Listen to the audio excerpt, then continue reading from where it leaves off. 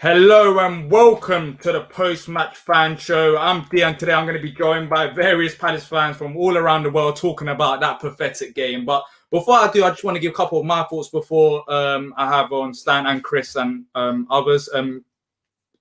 I just want to say, as a Palace fan watching this team, I saw the lineup and expected something like this to happen because, one, we didn't make enough changes and we didn't bring on the right players for this game. And second of all, it hurts. It hurts as a Palace fan just losing 3-0 to Aston Villa, who was struggling in relegation last season, and for them to get all them players and for them to move on so quickly and our 8 years to be in the same position as we were. But I just want to say one thing, that we saw this coming as Palace fans. We saw, that Roy Hodgson this season wasn't going to achieve much. We were just going to stay up. But we didn't see us conceding 10 goals in 2 games. And what I don't understand is, as a Palace fan, if Roy Hodgson's side can't defend, what can we do? And for that reason alone, I would want Roy out of the club. But this also goes down to what the board wants. Because it's not as simple as saying Roy out after 2-3 games. Because the board knew this last season when we lost 7 games in a row. So unless they got a bit of ambition, we are going to be stuck in this position for a long time.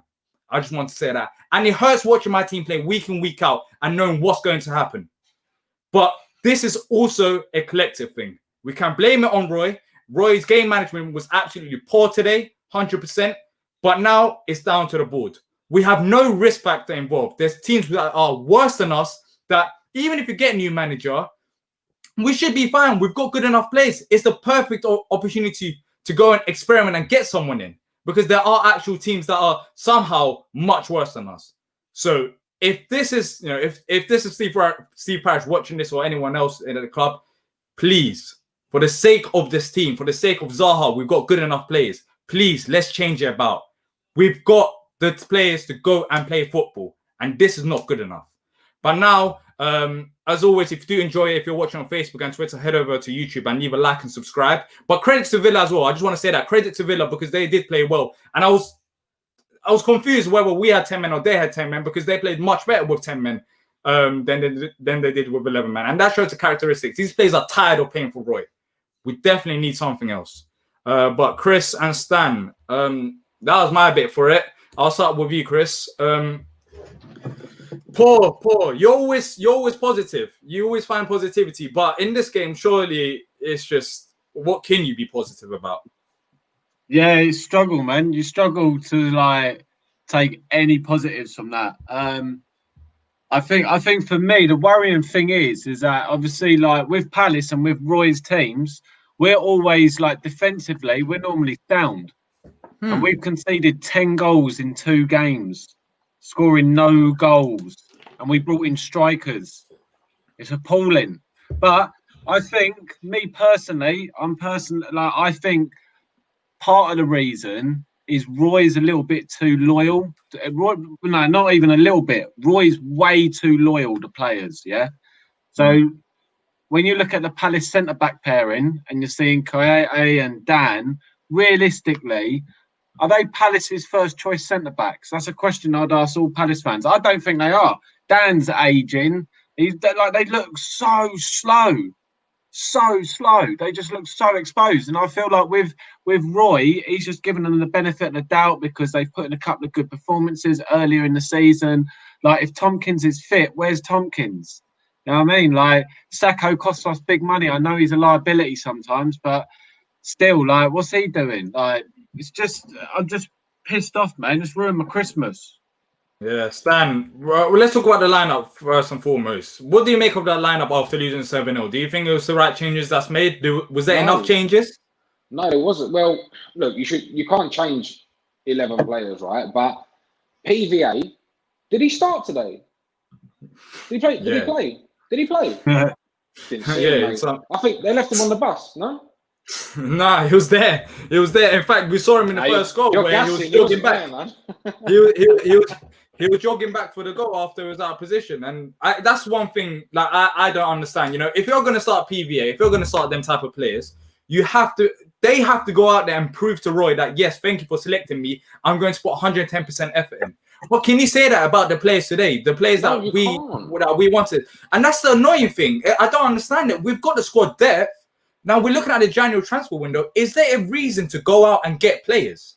What is the reason if you have favourites? Mate, honestly, this is my opinion on it, right? He should have put Mitchell in.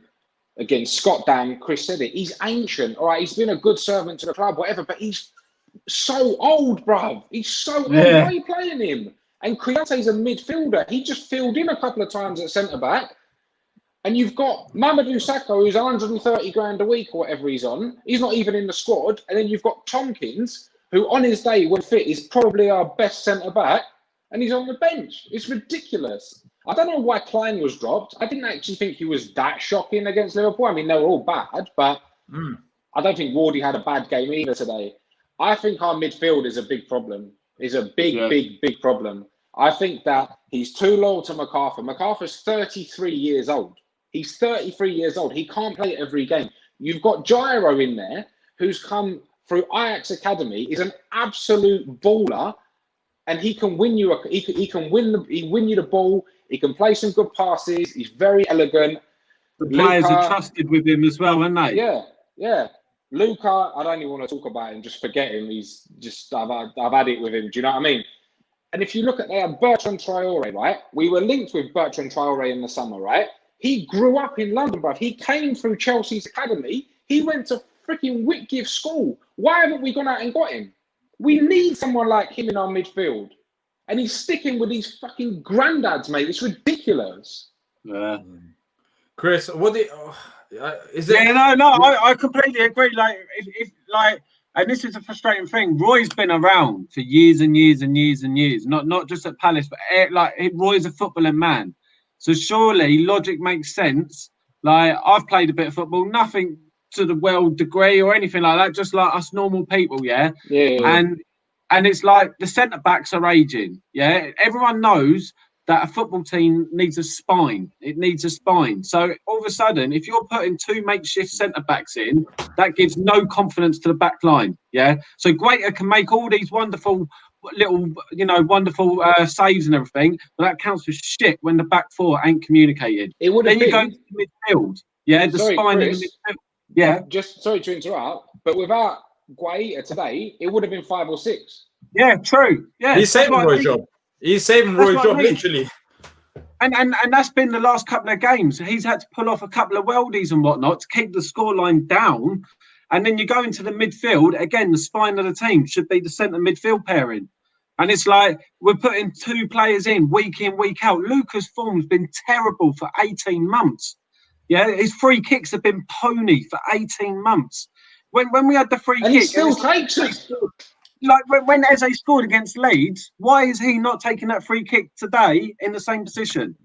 It's just infuriating. Like, Roy needs to change that whole shape up. But then at the same time, I think we could all probably disagree on who we would have as our starting 11. I feel like, we'd probably have a few different.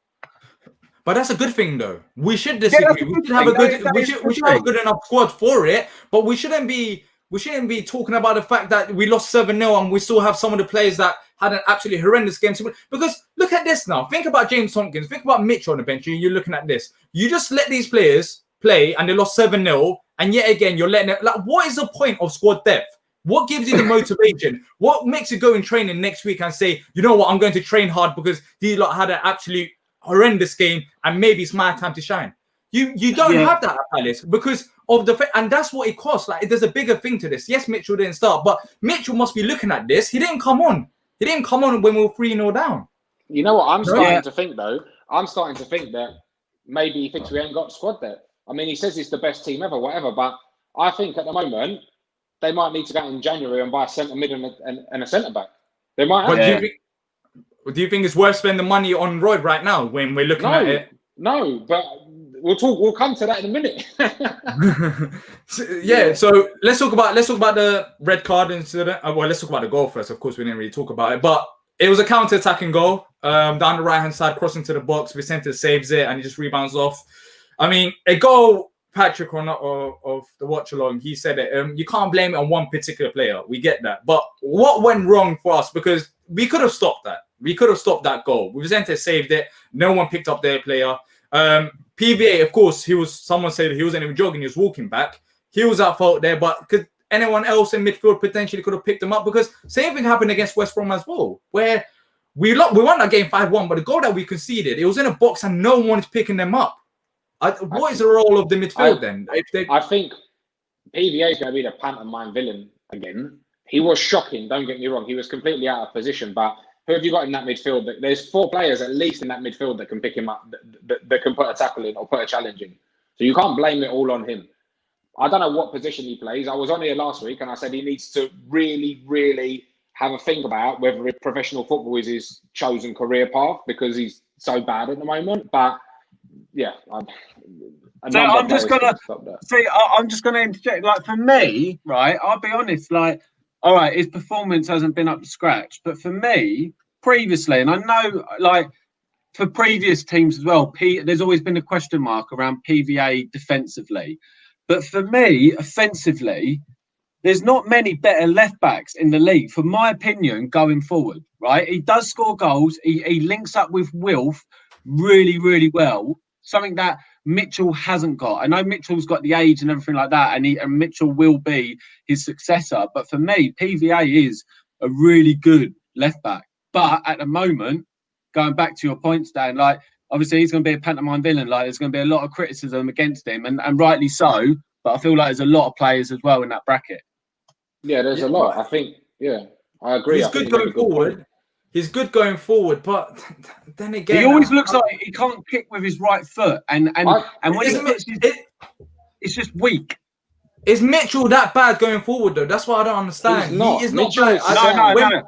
When people say PV is good going forward, yes, okay, let's give him that then. But he's horrendous, like, defensively. Honestly, he is a defender at the end of the day. Yeah, he's still a left back, and his position defensively is just.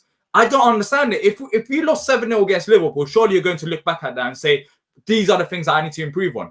Yet again, the same things happen. Like, we can't keep doing the same thing week in, week out, and expect different results. It's not going to work. And I don't think Mitchell provides that balance. Right now, we do need balance. Because how many clean sheets have we kept under Roy Hodgson? 1 this season? That's been shocking. But that's the thing, isn't it? Like, Palace have always been, like, to be fair, well, not always been, but the last few seasons, we've been sound defensively. So, I mean, you can always rely on keeping a clean sheet. This year, 1 clean sheet. And if I remember rightly, in that game, our keeper had to pull off a weldy in the last minute against Danny Ings. So that could have been 1-0. Do you know what I mean? But I think if we don't have a clean, if we're not sound defensively, then where are we sound? Because we're not the best going forward. Right, we put 5 away against West Brom. They are 10 men. They're not a great team. But apart from that, we've not been, we've not been at the races. I think PVA needs to be taken out of the firing line. Personally, he's lost. I agree. He's in bad form. Get Mitchell in. Mitchell isn't that bad going forward. Didn't he get an assist? He's had an assist or something this year. He's been good. He's had an assist, but I think, to be fair with Mitchell, is that he's learned from a good manager like Roy. He won't take the shackles off. Do you know what I mean? He'll be like concentrating defensively first. So if Palace did, change manager, if a new manager was to come in, I think you'd see more Mitchell going more offensively. Do you know what I mean? But I feel like it's just Roy going, you're young, learn first defensively. So I feel like that's why we don't see him go forward as much. Yeah, well, look, we're talking straight after the game. Lots of people are annoyed, of course. There's a interesting question from Sanjon, who said, not question, a statement. He says that this open, free-flowing style of play is not for us, and we're being exposed in the middle and at the back. We need to revert to building a team from the back, be stubborn, and hit teams on the counter with the likes of Eze and Wilf. Is it a case of tactics that we're struggling, or what is it? I think is it that we're playing free-flowing football? I think it's a case of everything, mate. I think it's a case of everything. I think it's a case of tactics. He doesn't know his best team. He doesn't know his best players. But I think the players aren't playing for him anymore. The players have had enough, I think. The players are knackered. To be fair, I feel like today's the first game I've come off the back of it and looked at a few players and going, I feel like they have given up a little bit. Which makes me a bit angry, because I don't associate Palace players like that. Do you know what I mean? It was only a few weeks ago I was saying, Palace is quite, there's a lot of harmony in the club. You never see anyone, speak out against the club. But I feel like now there's a little question mark around the trust in Roy's tactics. You see it with Wilf. Wilf gets frustrated with the balls Luca passes him, things like that. Yeah, because he can't pass at the moment. Yeah. All right. So this is what Roy apparently said after the game. Hambo. We were unlucky. Back with this. Yeah, he says in the first half we are showing enough to get back into it. What? That's why you can't win. We saw it with the stubbornness in his lineup, but he genuinely believes he really does believe this to say it. Like he does believe that we played good in the first half, and I don't know what he said about the second half, but a manager like this is not going to work out, especially when things are going against us. It's not going to work out having someone stubborn. Look at Arsenal. They're another club who's in a mess, and it's because they have another stubborn manager. It's not going to work out. But I just don't understand the comments. And let's just talk about Roy a bit. I don't know about you guys, but I try to back him as much as I can. But 10 goals in 2 games and looking at everything as a whole, I think it's time to go. As you guys heard it from me before I brought you on, I really do think it is time. What about you, Sam? I think 4 wins in 24 in it, or 4 wins in 25. Look, you know what? I've said to myself the past 2 seasons, I'm not going on social media. I'm not out in the club. I'm not out in Steve Parish. I'm not calling out players because there's no point in doing that. Just enjoy supporting the club. But he's got to go. He has got to go. I would have sacked him. I wouldn't even have let him do his pre-match press conference. I'd have gone, Roy, get a train home, mate. We'll talk in the morning. See you later. But I will say one thing is I think the club hasn't got the bollocks to do it. Yeah. What do you think? Do you know what? I agree with on that, right? And to be honest, I've been keep Hodgson and blah blah blah. My question to you guys, right, is if the club did go out and make an announcement now, because let's be real, those 2 performances have been appalling, and people do lose their jobs over those performances. If he was to go, who comes in? Like for me, there's not a lot of managers out. So who comes in? Eddie Howe? Can't defend. Can't defend. What's the point? At least he can attack. Eddie Howe, with all due respect, it's just like that ain't going to solve our issue at the moment. At the moment, we're leaking goals and there's no confidence going forward. So we're not scoring as well. Honestly, I think you've got to go and poach another club's manager. You can try and do that. Or you got to go to Europe and find someone like Southampton did with Hesse Hotel. Because I don't think... Poch. Yeah, and Poch. Because honestly, and I'm being serious, like we all know the situation the club's in at the moment. There's not much money available. They've got the academy, they've got the new stadium, etc., etc. You might end up with Gary Megson, right? Well, no, for real, like... We've got, I actually do think Palace would do the cheap option, and get Friedman. I think Friedman would end up being the manager. He's too involved. He's involved in so much now. Like he's responsible for all of the scouting. He's been shit at it though. He has, mate. Steve Jones says, "Who on earth would want to leave a Prem club and come to us?" There's that as well. Do you think Steve Parish can show enough ambition? Hang on. Without hating on our club, there's a lot going for our club. For sure. I can see us. We're an attractive prospect. There's a lot of things going on in the background. And to be fair, if you talk about starting 11, our starting 11 can match most teams in the Premier League. So, going back to your point earlier, there's a lot there for Palace. It's just we're underperforming. So I feel like another manager in the Premier League would come to us. Who would you get though? Because Wilder's not doing it at Sheffield United, but he's not. I still don't think he's a bad manager. I just think his team's poor. I don't know if I'd want him at Palace. Who else is down there? Scott Parker, you probably wouldn't get. It's not. It's hard. It's a hard one. But if I had to pick one manager to come to Palace, and maybe that we're Premier League club, and maybe if Steve Parish shows that we've got all this stuff going on with the youth and Cap 1, and that we're going to spend money on him, is Steven Gerrard. He's good shout. He's one that I would like. He's a young manager.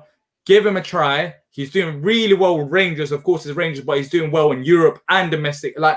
Get someone like that in. If he's interested, of course, he would want to go Liverpool. I understand that Gerrard would want to go Liverpool, but he's got to go somewhere else first. Yeah, exactly. Yeah. Come to the Premier League. You got some talented players there. Eze, Zaha. There's something to work with. We can spend money as well. Yep. And if you've got a player like, Gerrard's statue coming in, players will play for you. Because I was just thinking, like, is there any young managers in the Championship, right? And don't bite me off straight away, but I remember a few years back, like that Bristol City manager, Lee Johnson, Yeah, he's at Sunderland now. Is he at Sunderland, right? So it just shows he's gone, Sunderland, League One, League One club, right? So someone like that would be no good. But Stevie Gerrard, I know Frank Lampard's at Chelsea and whatnot, but if you've had an established Premier League footballer and they're starting their managerial career, and to be honest, he's done well at Rangers, could be a good option. And I think we'd be attractive for him. I generally do.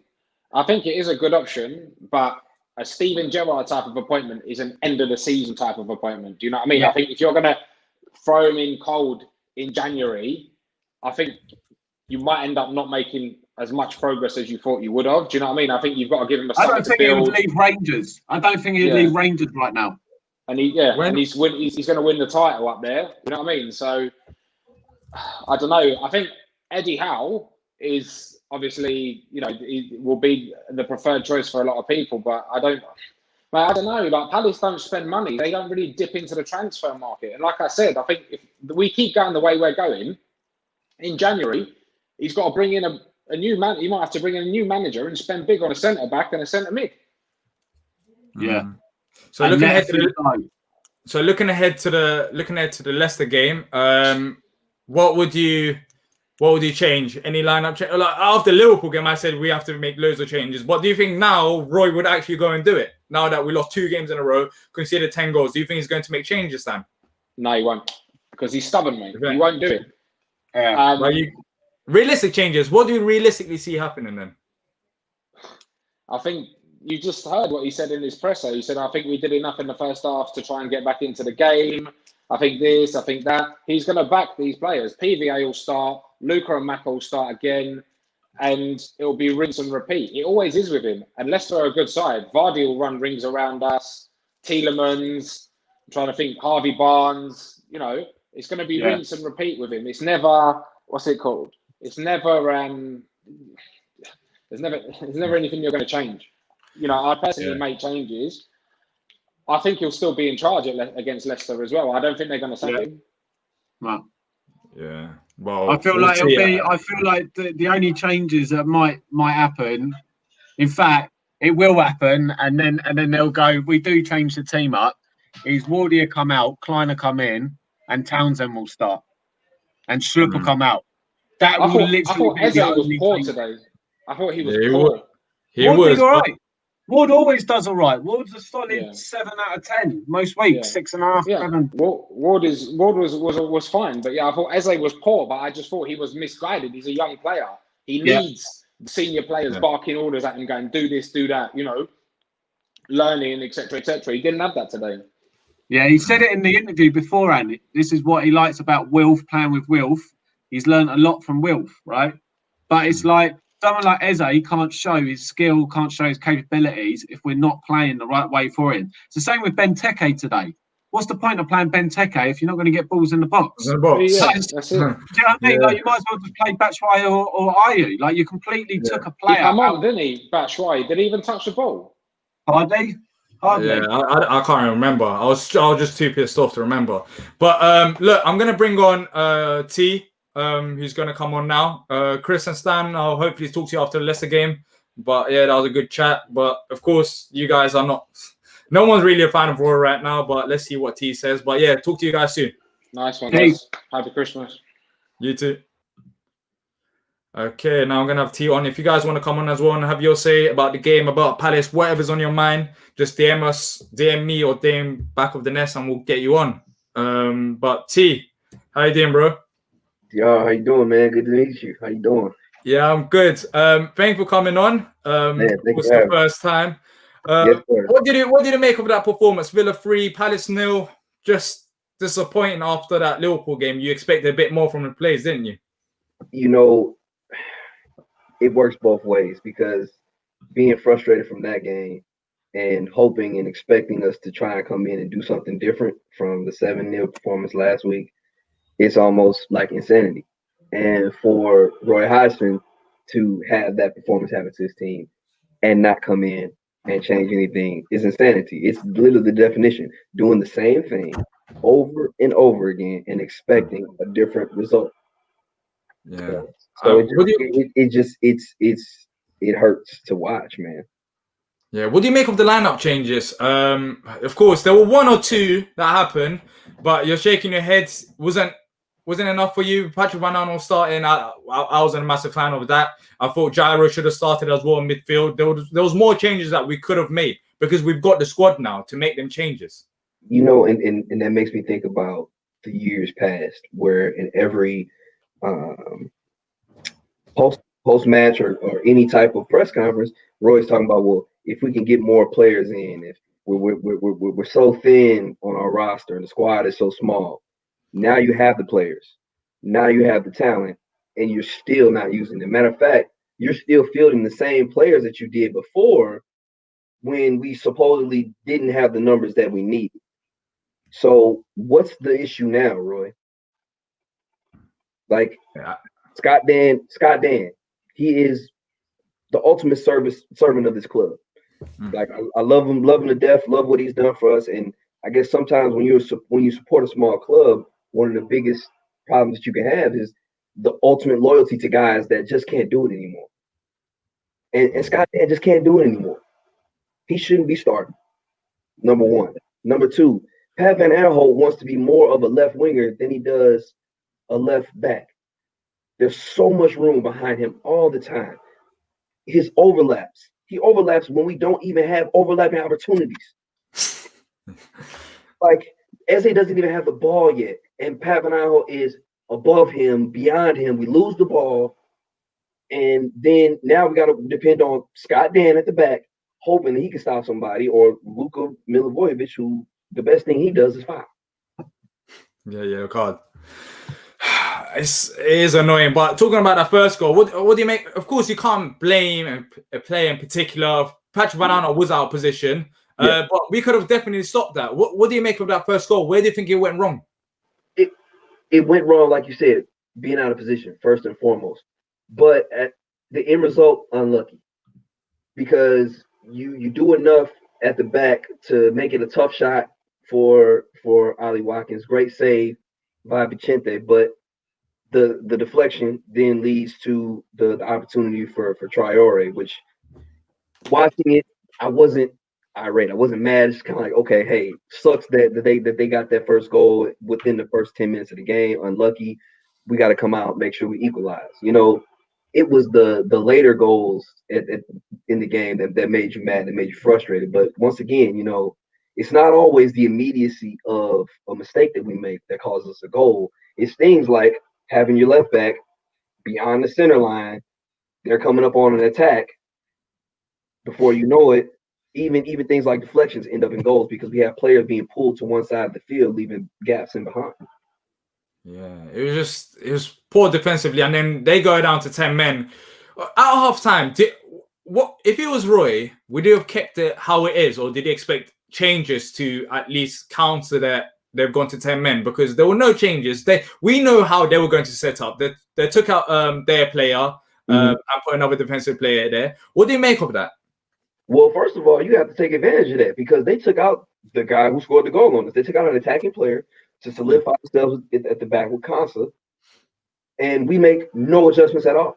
Literally, not only that, as far as making any switches, we literally tried to play the exact same way we were in the first half, expecting us to try and come out and, since we have more players, we can play the exact same way we did in the first half, and I'm sure we'll get a goal. And it's like, no, that's not how it is. We should be making changes at half to become more creative, more forward thinking, and then we should be playing more aggressively, trying to go forward. And still, it's the same exact cookie cutter way of play that we expect from our team week in and week out, and it's frustrating.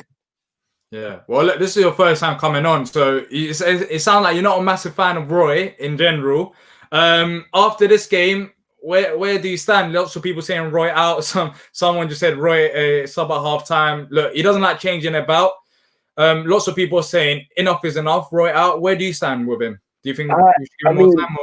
Or? I believe like anything in this life, things run their course, and it's becoming to a point.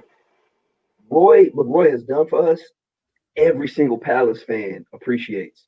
Every single Palace fan can acknowledge. But at a certain point, you're going to keep going, and it's going to start to tarnish what you've done over time. So, like, I feel like it's just run its course, and maybe Roy needs to, at this point, go ahead and take that front office position with the club and be that club legend that could end up getting you a statue or something like that. But the more you go on, like, you're going to lose support, you're going to tarnish the legacy. I mean, I just feel like it's time for Roy to step aside.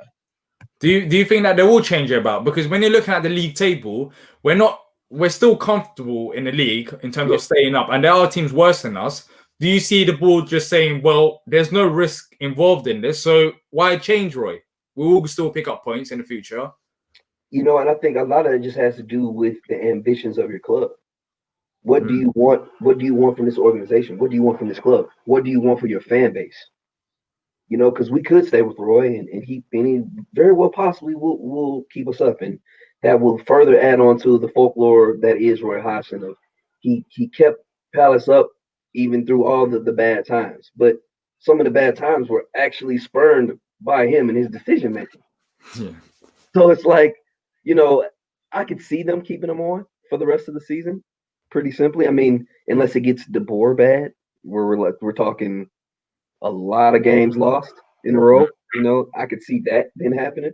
But if we come back next week and we pull a draw or somehow get 3 points and then we get a draw and then we lose another 2 in a row, I guess for our front office, Roy never gets bad enough to where we need to cut bait. Yeah, I agree, because we'll pick up points in the future, and then people will be looking up the table. Then we'll get a couple results like this, and we'll look down. It's just too up and down. But looking at the next game against Leicester on Monday, any particular changes that you expect Roy to make after this game and how we approached it? I guess not loads of changes because we lost 7-0 and he didn't. Changes, any realistic ones? Changes I would expect Roy to make and changes I would hope Roy to make are completely different. Yeah, I agree with you. Changes I would expect Roy to make, I don't know if he makes any. He might put Klein in it right back. Other than that, he probably keeps everything the same. If I know Roy, how Roy looks at things, because if you think about it, the only time his changes come are because of injury or because of absolutely atrocious form, like like Benteke bad. Yeah. Form. So I think he'll probably switch out Ward for Klein, and that's about it, honestly. I would like to see him put in Tariq Mitchell. I would like to see him start Gyro in the middle. Yeah. And I could see Klein coming in for Ward just because Klein doesn't do a bad job at the back, if I'm being completely honest. Yeah, he's been underrated, in my opinion. And the mistakes he makes, he has good enough pace to where he can put himself back into a play to where we're not completely wide open at the back. But, unfortunately, sometimes Ward, once again, Ward is an incredible servant to our club, but he just doesn't do it for me. Those are the hope. And then, we got to get Scott Dan out of the back. But the problem is, if you take Scott Dan out, we're going to bring in 35-year-old Gary Cahill. Okay. Or Tompkins? I would love to see Tompkins. Bring Tompkins in. Because I don't know if it's maybe something that's related to his injury that maybe Roy is a little bit gun shy about putting him in or bringing him back. But yes, Tompkins, absolutely. I mean, I think Tompkins and Kouyaté could be a pretty decent coupling, to be honest with you. But one thing I'm hoping in January is that we start looking into trying to, get a little bit younger at the back, get a little bit better on the ball at the back. Yeah. Well, look, T, I'm gonna end the show here, but just stay here with me whilst I quickly finish it up. If you have enjoyed this, make sure to leave a like and subscribe. We're all hurt over this result, not only this result, because some of us saw this coming, and hopefully after the Leicester game, we can be a bit more positive. But if there are no changes, it is going to be difficult. But as I said, it's down to the ambition. And as Tia said, it's down to the ambition of the board. We know that Roy will keep us up, but the risk element involved of bringing another manager in right now is low because there are teams that are really bad and we have got good enough players to stay up. So this might be the perfect time to bring someone in and change it about. But this all depends on C. Parish, the American owners, and also Dougie as well. So we'll see what the club do. I doubt Roy's going to get sacked, but we need a massive result against Leicester. Hope you guys have enjoyed everything that we've done today and see you next time.